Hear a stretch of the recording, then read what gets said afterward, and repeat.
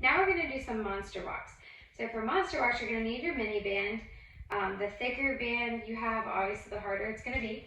So you're just gonna step into your band, and I like to put the band under my feet. So you see people put them around their ankles, maybe even up here. Some people put it above the knees.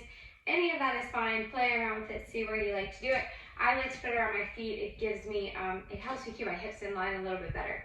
So for the monster walk, we're gonna walk forward and backwards.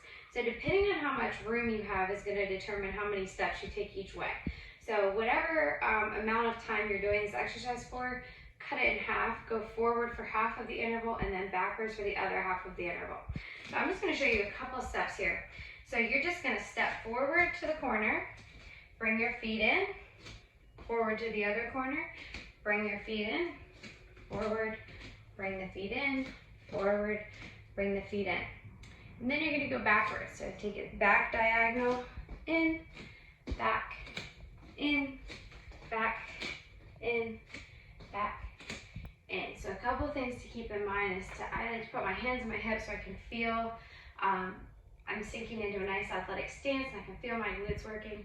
And then as you step together, you want to keep tension on the band. So you don't want to step all the way in so you have no tension here.